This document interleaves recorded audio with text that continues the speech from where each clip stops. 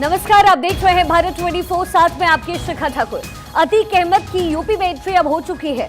झांसी से अब प्रयागराज की तरफ अतीक का काफिला लगातार बढ़ता जा रहा है, जिसको कड़ी सुरक्षा के बीच नैनी जेल तक पहुंचाना है, क्योंकि उमेश पाल अपहरण केस में कल एमपी एमएलए कोर्ट में फैसला होने वाला है अतीक को लेकर। इस मामले से जुड़े सभी दोषियों को कोर्ट में कल पेश होना है, जिसको देखते हुए साबरमती जेल से अतीक को प्रयागराज इस वक्त लाया जा रहा है। लेकिन सवाल है कि भागेगा माफिया तो यूपी में क्या एनकाउंटर होगा, या फिर कड़ी सुरक्षा के बीच अतीक अहमद प्रयागराज पहुंच पाएगा? क्योंकि योगी आदित्यनाथ ने विधानसभा में कहा था चुन चुन कर माफियाओं को मिट्टी में मिला देंगे। तो सवाल है कि ऑपरेशन क्या पूरा हो पाएगा, क्या मिट्टी में मिल जाएगा माफिया? आज इसी मुद्दे पर हम बड़ी बहस करने वाले हैं, लेकिन उससे पहले आपको एक छोटा सा पैकेज दिखाते हैं। ऑपरेशन अतीक अहमद को लाने के लिए यूपी एसटीएफ ने ऑपरेशन यूपी शुरू किया है। एक छोटी सी रिपोर्ट।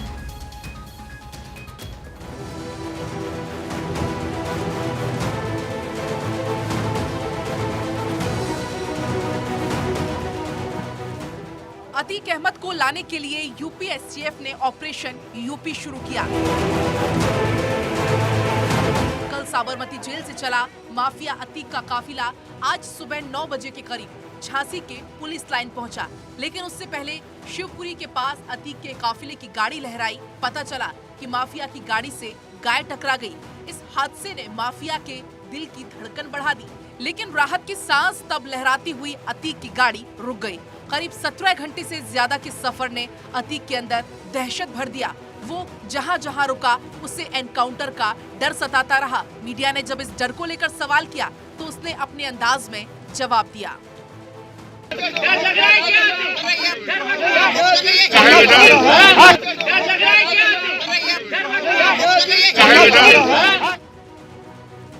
अतीक चाहे जो कहे, लेकिन सच ये है कि साबरमती से निकला अतीक का काफिला जैसे जैसे आगे बढ़ता गया, वैसे वैसे अतीक के दिल की धड़कन भी बढ़ती गई।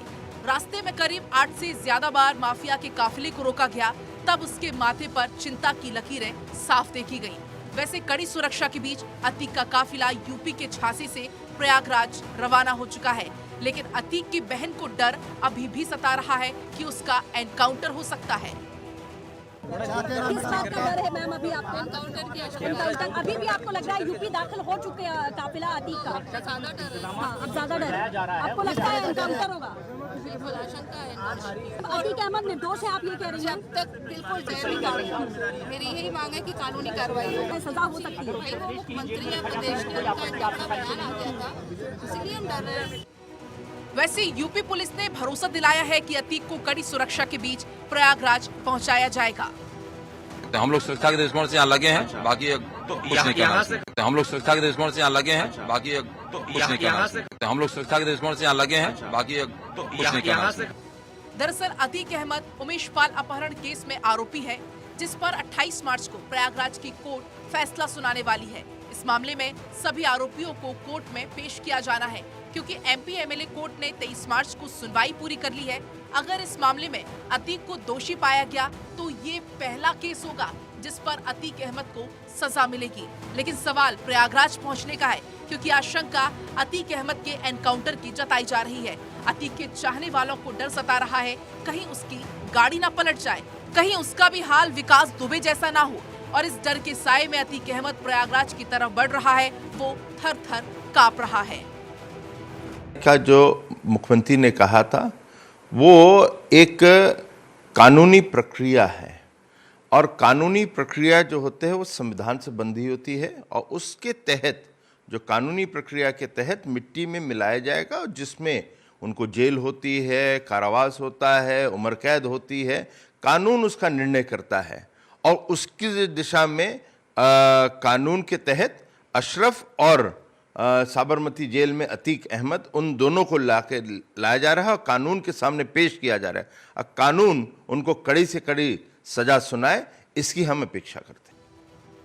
वैसे उमेश पाल हत्याकांड के बाद यूपी सरकार लगातार एक्शन में दिखाई दे रही है। अतीक के गुनाहों पर यूपी सरकार ताबड़तोड़ बुलडोजर चला रही है और गुनाहगारों को खोज रही है।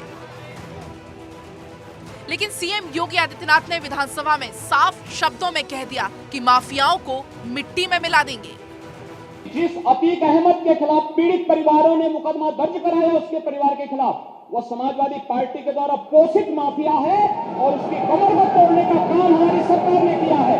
और फिर मैं कह रहा हूं, इसे हाउस में कह रहा हूं, इस माफिया को मिट्टी में मिला देंगे। सरकार में सुनिए। सवाल है प्रयागराज पहुंचने से पहले अतीक का क्या होगा, क्योंकि अतीक के काफिले की सुरक्षा को घटाया गया तो क्या झांसी से निकला माफिया का काफिला प्रयागराज पहुंचने से पहले पलट जाएगा? तो सवाल है कि ऑपरेशन क्या पूरा होगा या मिट्टी में मिल जाएगा माफिया। Bureau report, Bharat 24। इसी मुद्दे पर आज हम बहस कर रहे हैं। हमारे गेस्ट का एक बड़ा पैनल हमारे साथ इस वक्त जुड़ा हुआ है। अमित मिश्रा हमारे कंसल्टिंग एडिटर स्टूडियो से हमारे साथ हैं। इसके साथ ही वैभव अग्रवाल नेता बीजेपी हमारे साथ, रत्नाकर सिंह नेता कांग्रेस हमारे साथ, संजीव कौशिक साहब राजनीतिक विश्लेषक आप, और संजय राणा राजनीतिक विश्लेषक इस वक्त हमारे साथ जुड़ गए हैं। सबसे पहले अमित, आपके पास आते हुए, योगी सरकार ने जो कहा वो किया और उसकी ही बानगी ये है कि आज अतीक प्रयागराज पहुंच रहा है। जो भी गुनाह किया गया है उसका जवाब देना पड़ेगा, एक एक का हिसाब होगा। यही बात योगी आदित्यनाथ की तरफ से कही गई थी तो अखिलेश यादव ने सवाल उठा दिए थे। अब शिखा, थोड़ा हम लोग पीछे चलते हैं। यूपी के जो विधानसभा चुनाव हुए उसमें सबसे बड़ा मुद्दा क्या था? Law and order. और लॉ एंड ऑर्डर पर ही यूपी की जनता ने मतदान किया, अपना मत दिया। तो लॉ एंड ऑर्डर उनको ये समझ में आ रहा था, जिस तरह पिछले 5 साल योगी सरकार के रहे उसमें सबसे ज़्यादा जो सुरक्षित अपने आप को जनता ने महसूस किया, ये इसी आधार पर वो वोट योगी सरकार को फिर दोबारा मिला और आप देखें मुख्यमंत्री की कुर्सी पर वो दोबारा आसीन हुए। अब उनके ऊपर भी एक दबाव था कि जो माफिया राज वहां चल रहा था उस राज को अगर खत्म नहीं करते तो फिर लोगों ने जिस विश्वास के साथ वो मैंडेट उनको दिया था शिखा, वो शायद लोगों का एतबार उन पर रहता नहीं। तो ये निश्चित तौर पर एक सरकार की जो प्रक्रिया होती है, और उधर आप देखें कि उमेश पाल हत्याकांड में जिस तरह से इनकी साजिशें सामने आई, पूरा कुनबा मिलकर ये काम कर रहा था, तो सरकार को एक और मौका लगा कि एक और माफिया और जिसके बदौलत वो काम कर रहा था, जिससे लोग दबाव में रह रहे थे, उस पर भी नकेल कसी जा सके, और ये उसी का परिणाम है। अब जाकर कुल मिलाकर ये कहना बिल्कुल साफ होगा। और आपने विधानसभा में मुख्यमंत्री योगी आदित्यनाथ को सुना कि वो कह रहे हैं माफियाओं को रहने नहीं देंगे। तो ये माफियाओं को नहीं रहने देंगे, यानी उत्तर प्रदेश में जो लॉ एंड ऑर्डर है वो स्मूथ रहे, और ये एक मुख्यमंत्री की जिम्मेदारी भी होती है। उस मुख्यमंत्री की जिम्मेदारी का निर्वहन भी योगी आदित्यनाथ बाखूबी कर रहे हैं। बिल्कुल, और देखिए जिम्मेदारी निभाना यही एक अच्छे पूरी तरीके से एक मुख्यमंत्री का काम होता है, एक प्रधानमंत्री का काम होता है। वैभव अग्रवाल हमारे साथ जुड़े हुए हैं। वैभव जी, 16 साल का वक्त लग जाता है हिसाब किताब चुकता करने में। राजनीति में ये अक्सर क्यों होता है? क्योंकि देखिए जिसका परिवार इसका भुक्तभोगी होता है उसको इंतजार इसी वक्त का होता है। शिखा जी नमस्कार, नवरात्रि की शुभकामनाएं सबको। अभी चल रहे हैं, देखिए ऐसा है कि उत्तर प्रदेश में सब हमसे पूछ रहे थे, सब भाजपा से राजनीति में पूछ रहे थे कि मंदिर कब बनेगा, कहाँ बनेगा।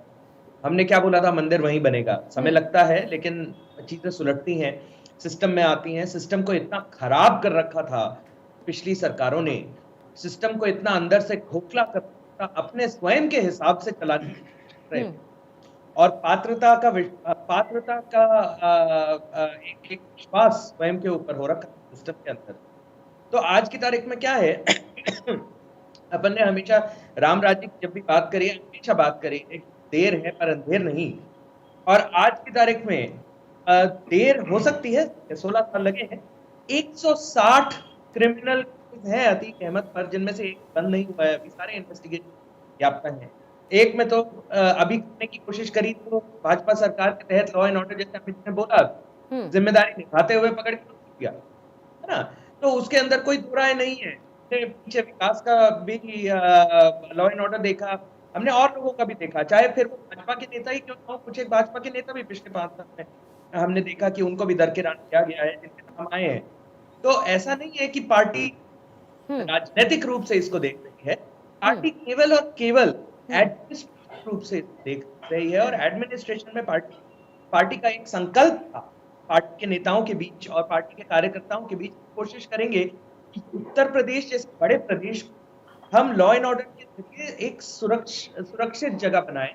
और बिल्कुल, और देखिए इसलिए वैभव जी बार बार यही कहा जा रहा है कि योगी जी ने जो कहा वो किया। रत्नाकर सिंह कांग्रेस के नेता हमारे साथ जुड़े हुए हैं। रत्नाकर जी, जिस बात का जिक्र योगी आदित्यनाथ ने किया कि हम लॉ एंड ऑर्डर को सुधार देंगे, फिर आप पूछते हैं कि यूपी में क्या बदला है? क्या आप देख पा रहे हैं, क्या आपकी पार्टी देख पा रही है कि क्या कुछ बदल गया? शिखा जी, देखिए, मेरा सबसे पहला कि यही कहना है कि चंद माफियाओं के ऊपर जो है आप कार्रवाई करते हैं, आप मीडिया में उसको दिखाते हैं। चंद माफियाओं के घरों के ऊपर बुलडोजर की कार्रवाई करते हैं, दिखावे की कार्रवाई करते हैं। अगर दिखावे की कार्रवाई नहीं होती तो आपको मैं एनसीआरबी का आंकड़े का हवाला देना चाहता हूं कि आज उत्तर प्रदेश जो है हत्या और अपहरण के मामले में नंबर 1 नहीं होता। आज एनसीआरबी का आंकड़ा ही कहता है कि महिला के अत्याचार के मामले में उत्तर प्रदेश नंबर 1 नहीं होता, मानवाधिकार उल्लंघन के मामले में नंबर 1 नहीं होता। तो कहीं न कहीं यह जो दिखाया जा रहा है चंद माफियाओं के, गिन के देख लीजिए, उंगली पे गिन लेंगे तो अतीक अहमद, मुख्तार अंसारी। लेकिन मेरा सवाल ये है कि चंद माफियाओं पर ये जो कार्रवाई की जा रही है, आप उसको दिखावे की कार्रवाई कह रहे हैं, ये पहले जो तमाम नेता यहाँ अपने पद पर आसीन थे यूपी में, वो क्यों नहीं कर पाए? शिखा जी, मैं आपकी बात बदले की कार्रवाई कर लेते। जी, बिल्कुल बिल्कुल। देखिए, माफियाओं के ऊपर कार्रवाई निश्चित रूप से करना चाहिए और सारे माफियाओं के ऊपर कार्रवाई करनी चाहिए। सारे माफियाओं के ऊपर कार्रवाई होने से प्रदेश में लॉ एंड ऑर्डर की स्थिति जो है बेहतर बनती है और महिलाएं सुरक्षित महसूस करते हैं, जनता जो है अपने आप को सुरक्षित महसूस करती है। मेरा पूछना आज ये है कि अगर ये लॉ एंड ऑर्डर इतना ही मेंटेन करते तो कानपुर में पुलिस प्रशासन के सामने 2 ब्राह्मण औरतें जो है जिंदा जलने को विवश नहीं होती। मेरा अगर यही पूछना है कि अगर लॉ एंड ऑर्डर मेंटेन होता तो लखीमपुर में 2 बहनों को, दलित बहनों को घर से उठाकर दबंग जो है ले जाकर के फांसी पे नहीं, पेड़ पे नहीं लटका देते। तो कहीं न कहीं ये सारी घटनाएं जो है बताती है, चाहे वो हाथरस की घटना हो, चाहे उन्नाव की घटना हो, ये सारी घटनाएं बताती है कि पुलिस प्रशासन जो है वो दबंगों के सरपरस्त है और कहीं न कहीं चंद माफियाओं के ऊपर। रत्नाकर जी, तो क्या आप अतीक को दबंग नहीं मानते हैं? ये जो कार्रवाई हो रही है तो नहीं, वो चंद दबंग मानते हैं। अमित जी, वो चंद दबंगों में मानते हैं और ये बदले की कार्रवाई मांग रहे हैं। ये यही कह रहे हैं रत्नाकर जी की ये तो बदले की कार्रवाई है, इसे मानते ही नहीं है। लॉ एंड ऑर्डर में कुछ नहीं बदला। संजय राणा साहब भी है हमारे साथ। संजय जी, क्या बदला है यूपी में? आप तो वर्षों से देखते आए हैं, यूपी की स्थिति देखते आए हैं, क्या लॉ एंड ऑर्डर में बदलाव हुआ है या ये आपको लगता है कि ये चंद माफियाओं को लेकर सिर्फ नाम कमाना, वोट बैंक की राजनीति की जा रही है? गुड आफ्टरनून शिखा जी, गुड आफ्टरनून फेलो फ्रेंड। देखिए, ऐसा है कि योगी आदित्यनाथ पिछले 6 साल से राज कर रहे हैं इस प्रदेश पे और आपने देखा होगा 2017 के बाद से ये उत्तर प्रदेश नहीं कहा जाता था, गुंडा प्रदेश कहा जाता था। अब ये गुंडा प्रदेश से उन्नत प्रदेश की तरफ बढ़ रहा है। आप चाहे उस पर आप देख लीजिए, चाहे इन्वेस्टमेंट की चीज़ें देख लीजिए, चाहे ईज ऑफ बिजनेस की चीज़ देख लीजिए, तो कहीं ना कहीं उत्तर प्रदेश की छवि बदली है। मैं उत्तर प्रदेश का निवासी इसलिए नहीं बोल रहा हूँ कि अगर आप किसी दूसरे प्रदेश में जाते हैं और वहाँ के लोगों से डिस्कस करते हैं तो वहाँ के लोग भी ये बोलते हैं कि कहीं ना कहीं योगी आदित्यनाथ के आने के बाद से जो छवि थी उत्तर प्रदेश की, जो गुंडा राज, माफिया राज, वो खत्म हो चुकी है। आज सुशासन का राज है। सुशासन इन टर्म्स ऑफ कि यार महिला सुरक्षित महसूस करती हैं, जो आम लोग हैं सुरक्षित महसूस करते हैं, चाहे वो व्यापारी हो सुरक्षित महसूस करता है। हाँ, कुछ पार्टियों को जरूर से तकलीफ हो रही है, कहीं ना कहीं वो पार्टी से जो आज पे कार्रवाई हो रही गुंडों पे, उस पार्टियों से जुड़े हुए थे। तो ये सब चीज़ों से हटना चाहिए। देखिए, आपको अगर किसी का सपोर्ट करना आप कर सकते हैं, कोई बात नहीं है, लेकिन गुंडों का सपोर्ट करना, माफियाओं का सपोर्ट करना, जो निर्मम हत्याएं करते थे उनका सपोर्ट करना, जो कृत्यकार में लिप्त होते थे उनका सपोर्ट करना, सिर्फ क्योंकि आपको भारतीय जनता पार्टी या योगी का चेहरा पसंद नहीं, यह अनुचित होगा। लेकिन हम तो सभी विपक्षी पार्टियों से बोलते हैं कि अपना जो चश्मा है उसका कलर बदलें, काले से सफेद करें और पारदर्शिता रखें। अगर कोई चीज अच्छी हो रही है तो उसकी सराहना करनी चाहिए, अगर कोई चीज बुरी हो रही है तो उसकी बुराई करनी चाहिए। सरकार को आप घेरो, लेकिन आप सरकार बता दीजिए गुंडा राज में कमी नहीं आई है, आई है। कितने माफिया पकड़े गए? 4800 कुछ माफिया पकड़े गए, 100 प्लस इनकाउंटर हो चुके हैं। तो ये क्या आपको दिख नहीं रहा है? आपने अपनी आंखें बिल्कुल बंद कर ली है। बिल्कुल आंखें बंद हो जाती है क्योंकि राजनीतिक रोटियां राणा साहब सेकनी होती है और इसीलिए यही इसे बार-बार इसे बदले की कार्रवाई नहीं, इसे यही कहा जाता है कि दिखावे की कार्रवाई हो रही है। संजीव कौशिक साहब भी हमारे साथ इस वक्त जुड़े हुए हैं। संजीव जी, आपको क्या लगता है, क्या दिखावे की कार्रवाई है या वाकई यूपी में लॉ एंड ऑर्डर में बदलाव आया है? शिखा, सुशासन का अर्थ ये होता है कि भयमुक्त समाज, भ्रष्टाचार मुक्त समाज और अपराध मुक्त समाज। क्या उत्तर प्रदेश की जनता और बाकी जनता ये बात मानती है कि सरकार पे बिल्कुल भरोसा है और न्यायपालिका अपना काम कर रही है? यदि कोई अपराध हो और अपराधी के घर को 2 दिनों के अंदर में यदि ढहाने की प्रक्रिया शुरू हो जाए और ये बताया जाए कि ये गलत तरीके से बना हुआ है, तो निश्चित तौर पे आप एक आंख के बदले दूसरी आंख खोलने का प्रयास करते हैं। सुशासन का अर्थ ये होता है कि ये अपराध वो ही नहीं, इस तरह की व्यवस्था डेवलप हो, इस तरह का सिस्टम डेवलप किया जाए। लेकिन पिछले कुछ वर्षों में जो काम करने के तरीके हैं वो ऐसा लगता है कि सरकार बदले की भावना से कार्रवाई कर रही है। लेकिन जब तक अपराधियों में खौफ नहीं होगा तब तक तो अपनी कार्रवाई करते रहेंगे, शायद इसी वजह से उनके मकान तोड़े जा रहे हैं। मिश्रा जी खौफ पहले होना चाहिए ताकि अपराध ही ना हो। अपराध होने के बाद में आप उसके घर को यदि जहाँ के खौफ पैदा करना चाहते हैं तो ये सुशासन की परिभाषा में नहीं आता है। मैं सिर्फ ये कह रहा हूँ कि एडीआर की रिपोर्ट और एनसीआरबी की रिपोर्ट दोनों को यदि आप देखेंगे तो सबसे ज्यादा भ्रष्टाचारी और सबसे ज्यादा इस तरह के आरोपी तो भारतीय जनता पार्टी के अंदर बैठे हुए हैं। तो एक बैलेंस करने के लिए कि कोई आरोप न लगाए, कम से कम कुछ लोगों को ये दिखाई देता कि यही अपने पार्टी के लोगों के ऊपर भी कार्रवाई कर रहे हैं। ये चुनिंदा यदि आप लोगों के ऊपर कार्रवाई करेंगे और इस तरह का आप कल से लेकर लगातार अभी तक देख ले कि जिस तरह से उनके गाड़ी के पीछे एक अपराधी को, मैं कहीं से सहानुभूति नहीं रखता उस आदमी की प्रति, लेकिन जो माहौल बना है कल से लेकर आज तक लगातार साये के जैसे पूरी मीडिया उसके साथ चल रही है, मीडिया उसे बचा रही है, मारना चाहती है, क्या ये क्या चल रहा है? नहीं, लेकिन संजीव जी आप उनको आप इस पूरे मीडिया, आप इस जैसे मीडिया ट्रायल कह रहे हैं, आप इसे ऐसे भी तो ले सकते हैं कि कहीं ना कहीं सुरक्षा के लिहाज से भी अच्छा है, बुरा क्या है इसमें? और दूसरी बात है कि एक खबर तो है और मीडिया का काम तो खबर दिखाना है ही। अगर कल को आप कहेंगे कि जब मीडिया ही सुरक्षा का काम देख रही है और मीडिया के फैसले यदि गाड़ी नहीं पलट रही है, नहीं, मेरा सवाल संजीव जी आपसे ये था कि लॉ एंड ऑर्डर में बदलाव हुआ है या नहीं? मीडिया अपना काम कर रही है, हम अपना काम कर रहे हैं, इसीलिए मैं और आप आज आमने सामने बैठे हुए हैं। वैभव अग्रवाल, संजीव जी जो इस बात का जिक्र कर रहे हैं वो कह रहे हैं कि दिखावे की कार्रवाई आप लोग कर रहे हैं, अगर ऐसा होता तो बाकियों पे भी कुछ करते हैं आप? गंभीर आरोप है आपकी पार्टी पे। मुझे पता नहीं है कि संजीव जी किन के बारे में बात कर रहे हैं, किन के ऊपर कार्रवाई होनी चाहिए, लेकिन जैसे जैसे मटेरियल और मैटर सामने आता जा रहा है, बहुत से केसेस अभी लंबित हैं। पिछले 5 साल में हमने सिस्टम को दुरुस्त बनाया है उन केसेस को हैंडल करने के लिए, और बहुत से केसेस अभी लंबित हैं, चाहे वो कोर्ट में हो, चाहे वो पुलिस के इन्वेस्टिगेशन में हो, चाहे वो कंप्लीशन रिपोर्ट पे हो। एक स्टेजेस हैं, बहुत से केसेस हैं और उन पे आने वाले दिनों में भी एक्शन होते जाएंगे। लेकिन आप ये समझ लें कि पहले अराजकता को बढ़ावा देती थी पॉलिटिकल पार्टीज, वो अराजकता को अब बढ़ावा देने में सक्षम नहीं है क्योंकि उनके बल को रोक दिया गया है, कि उनकी सक्षमता को, उनके बल को रोक दिया गया है। तो जो दुरुपयोग हो रहा था अपने पॉलिटिकल रजिस्ट्रेशन का, पॉलिटिकल पार्टी की रजिस्ट्रेशन का, सिस्टम को गेम करने का, वो रोक दिया गया है एक मानसिकता के तहत। और जहां मानसिकता को आपने चोट पहुंचाने की कोशिश करी, वहां पे बदलाव आना निश्चित रहेगा। राजनीति में उत्तर प्रदेश में आज की तारीख में बदलाव आना निश्चित है और उसके अंदर हमें दिख रहा है बदलाव। आज की तारीख में मैं और आप में अभी लखनऊ होके आया, हम लोग रात को 1 बजे रेलवे स्टेशन गए खाना खाने। रेलवे स्टेशन पे पहले तो आसपास सफाइयां नहीं होती, मुझे सफाई मिली, ठीक है। हम रात को वहाँ बैठे आराम से खाना खाया, मजे किए। दोस्त हैं हमारे साथ, दो हमारे मित्र हैं जो सरकारी अफसर और उनके छोटे बच्चे भी हमारे साथ थे, हमने सबने बैठ के एंजॉय किया। तो इसमें मतलब यूपी में कितना बदलाव आया है। आज के दिन आप नोएडा चले जाएं, आप डर नहीं है जाने का। आप पहले वहां गुंडागर्दी हो रही थी, आप पकड़ के रोक के फिरौतियां ली जा रही थी, सड़क पे खड़े होकर फिरौतियां ली। तो आप बात समझे, तो मानसिकता में मार करने का एक निश्चित रूप से मानस बनाया है और वहां पे बदलाव आना निश्चित। वैभव जी मैं आपके पास वापस आऊंगी।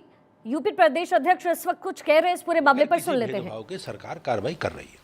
विपक्ष अगर माफियाओं के खिलाफ, अपराधियों के खिलाफ कोई सरकार अगर कार्रवाई करे या कोर्ट आदेश पे करे तो उसमें सवाल खड़े करने के बजाय ये उन्हीं के समय के पाप हैं ये। और वो लोग इन सब सारे घटनाक्रमों में वोट बैंक देखते हैं और उसी का ही कारण है कि समाजवादी पार्टी की सरकार में जब जब सरकारें रहीं, अराजकता, गुंडागर्दी, बेईमानी, भ्रष्टाचार, छिनैती, लूट, बलात्कार, बहनों के साथ दुराचार, ये सारे होते थे। और हिंदू मंदिरों पर, मठ मंदिरों पर आतंकवादी हमले हुए और उन आतंकवादियों के कचहरी पे हमले हुए, जो हमारे न्यायपालिका का स्थान है उस पर हमले में और तत्कालीन सरकार ने उन अपराधियों के, उन आतंकवादियों के मुकदमे वापस लेने का प्रयास किया। वो तो धन्य हो देश की न्यायपालिका जिसकी सजगता के कारण वो लोग उसमें सफल नहीं हो पाए। तो ये लोग हमेशा इन अराजक तत्वों के साथ खड़े रहे हैं, इनका इतिहास है। तो इनके खिलाफ कार्रवाई जब होगी तो पेट में दर्द इनके स्वाभाविक है। अखिलेश यादव बार-बार इतना बोल, ये सब उन्हीं के समय पोषित लोग हैं, उन्हीं के संरक्षण में यहाँ तक आए हैं, तो उन्हें कष्ट तो होगा ही निश्चित रूप से। पर अतीक को भी ये डर है कि वो अगर उत्तर प्रदेश लाया जाएगा तो उसकी हत्या हो जाएगी, गाड़ी पलट जाएगी। विकास दुबे जैसा? मुझे मेरा अपना ऐसा मत है, और मेरी सरकार का भी, कि जो भी माननीय न्यायालय का आदेश है सरकार उसका अक्षर से पालन करेगी। किसी को भी भयभीत होने की जरूरत नहीं, नहीं, चाहे कोई वो अहमद हो या एनीबडी। नहीं, निश्चित रूप से मैं जो कह रहा हूँ, जो भी माननीय न्यायालय का आदेश होगा हम अक्षर से, हमारी सरकार प्रतिबद्ध है कि उसका पालन कराएगी। और उत्तर प्रदेश में जो भी लोग अराजकता, गुंडागर्दी, बेईमानी, भ्रष्टाचार या सामाजिक व्यवस्था को चुनौती देते नजर आएंगे, उनके खिलाफ सबके विधि सम्मत कार्रवाई होगी। अतीक अहमद, एक बात, कोर्ट में फैसला भी होगा, आएगा, आप कैसे देखते हैं कि वाकई इस तरीके के अपराधियों को के खिलाफ होनी चाहिए सख्त कार्रवाई, या आदेश आए तो कम से कम? तो देखिए, जवाब तो देना पड़ेगा और लगातार हम इस पर चर्चा कर रहे हैं। हमारे साथ गेस्ट का बड़ा पैनल मौजूद है। रत्नाकर सिंह, कांग्रेस के नेता, हमारे साथ इस वक्त है। रत्नाकर जी, जब फैसला हो रहा है तो तमाम पॉलिटिकल पार्टीज के नेता चुप क्यों बैठे हैं? क्योंकि देखिए, अच्छा काम अगर हो रहा है तो तारीफ कीजिए ना साहब। शिखा जी, देखिए, अभी मैं अपने मित्र पैनलिस्ट की बात सुन रहा था, वो कहते थे कि कांग्रेस पार्टी सपोर्ट कर रही है या विपक्षी पार्टियां सपोर्ट कर रही है। देखिए, ये अपराध जो होता है ना, अपराध का कोई सपोर्ट नहीं करता है। और हमेशा पॉलिटिकल पार्टियां चाहती हैं कि अपराध मुक्त प्रदेश हो, अपराध मुक्त देश हो। हम कहीं पे किसी का सपोर्ट नहीं करें। हमारा कहना ये है कि आप सिर्फ एक कुछ चुनिंदा माफियाओं के ऊपर कार्रवाई क्यों करते हैं? राज्य में तमाम माफिया पड़े हैं। पूर्वांचल में मैं आपको 10 नाम गिना सकता हूं जो माफिया अभी खुलेआम घूम रहे हैं, और जिनकी जमानत सालों से, 20 सालों से नहीं हुई थी, उनकी जमानत करवाया गया और वो आज खुलेआम घूम रहे हैं। तो आखिर में ये जो बुलडोजर प्रोग्राम हो रहा, बुलडोजर तंत्र जो चलाया जा रहा है, उनके घरों पे क्यों नहीं चलाया जा रहा है? आज ही आशीष मिश्रा के पुत्र द्वारा जो किसानों की हत्या की गई, उनके ऊपर जो है जीप जो है रौंद दिया गया, उनके घर के ऊपर क्यों नहीं बुलडोजर चलाया गया? तो आप जो काम करते हैं वो सबके लिए करिए, चंद दिखावे के लिए मत करिए देश की जनता को कि देखिए हम ये 2-3 माफिया हैं, हम इनको नेस्तनाबूद कर दिए। बहुत अच्छा किया आपने, नेस्तनाबूद किया, लेकिन बाकी जो माफिया जो है आपके जो शरण में जो है उनके ऊपर भी कार्रवाई करिए। वो कार्रवाई क्यों नहीं हो जाती है? आपके तो मंत्री में 39 मंत्री है आज उत्तर प्रदेश में, उसमें 20 से ज्यादा एडीआर की रिपोर्ट बताता है उसमें गंभीर अपराधों में लिप्त है। तो ये सारा जो छोटी सी प्रतिक्रिया हो रहा है, तो अवैध निर्माण रत्नाकर जी जो कह रहे हैं, छोटी सी प्रतिक्रिया। देखिए, ऐसा है कि रत्नाकर जी का जो मानसिकता है या जो सोच है, जो अभी वो कह रहे हैं, वो सही है, अपनी जगह सही है, क्योंकि उनका दल उनको जो बोलेगा जिस तरह पब्लिक में बात करने के लिए, वही तो करेंगे। लेकिन असल बात ये है, सरकार की ओर अगर आप सरकार का कंडक्ट देखें तो सरकार चुनिंदा चुन के लोगों को नहीं प्रोसिक्यूट कर रही है, सरकार चुन कर प्रोसिक्यूट कर रही है। अब आप बात समझिए, इसके फर्क क्या है? इसमें यह है कि सरकार अपने लोगों को नहीं चुन रही है, सरकार सभी को चुन रही है, और सभी के लोगों में से चुन कर निकाल रही है जो अराजक तत्व है उसको। चलिए ठीक है, अमित मिश्रा हमारे साथ है, मेरे सहयोगी। अमित, चुन करके कार्रवाई की जा रही है या सब पर की जा रही है? अब ये तो राजनीतिक दलों के अपने आईने होते हैं शिखा, और उस आईने में वो अपने आप को देखता है, देखने की कोशिश भी करता है। लेकिन अगर चुन कर भी कार्रवाई हो रही है तो माफियाओं पर ही हो रही है, और माफिया अगर चुन कर भी मारे जा रहे हैं तो उनका खात्मा कानून व्यवस्था के लिए बहुत आवश्यक होता है किसी राज्य के लिए। और इसके बाद अगला नंबर फिर चुन कर आने वाले दूसरे माफियाओं का होगा, जिसका जिक्र रत्नाकर जी भी कर रहे थे। तो ये एक श्रेणी बनेगी, एक श्रृंखला बनेगी मेरे ख्याल से, और उस श्रृंखला में चाहे चुन कर हों या चुने हुए लोग हों, वो तमाम लोग आएंगे। क्योंकि एक बार जो कानून के दायरे में आ जाता है, जिसने इस ऐसे अपराध को अंजाम दिया है जो कानून की श्रेणी में अपराध है, तो उसका खात्मा जरूरी हो जाता है। और राज्य की सरकार पर विशेष तौर पर इसका दबाव रहता है, क्योंकि जनता सबसे ज्यादा पीस माहौल चाहती है कि हमारा शहर, हमारा राज्य बहुत स्मूथ हो, क्योंकि डेवलपमेंट तभी हो सकता है। और इस वजह से चाहे चुनकर हो या चुन कर हो, माफियाओं का खात्मा बहुत जरूरी है। संजय जी, एक छोटा सा कमेंट आपसे भी, चुन करके हो, लेकिन कम से कम शुरुआत तो हुई है। बिल्कुल, मैं अमित जी की बातों को आगे ले जाऊंगा। बिल्कुल चुन के हो चाहे जैसे भी हो, उस पर कार्रवाई हो रही है। बुलडोजर की कार्रवाई सबसे पहले कहाँ से स्टार्ट हुई थी, कोई बोलने की जरूरत नहीं है वो कहाँ से हुई थी। नंबर 2, मैं 10 सेकंड में अपनी बातों को, अपनी वाणी को विराम दूंगा। देखिए, ऐसा कि बुलडोजर अगर चल रहा है तो आपको अगर लगता है गलत चल रहा है तो आप कोर्ट क्यों नहीं जाते हो? देखिए, कंगना रनौत जी का मैं एग्जाम्पल इसलिए देता हूँ, वो कोर्ट गई, कोर्ट केस जीती है, 2 करोड़ का मुआवजा ले ली। अगर आपको लगता है चुन करके कार्रवाई हो रही है तो कोर्ट के दरवाजे खुले, कृपया करके कोर्ट जाइए और अपने स्टे ले लीजिए। लेकिन आप लेते नहीं, सिर्फ टीवी डिबेट पे बोलते हैं। बिल्कुल, बहुत बहुत शुक्रिया आप सभी का हमारे साथ जुड़ने के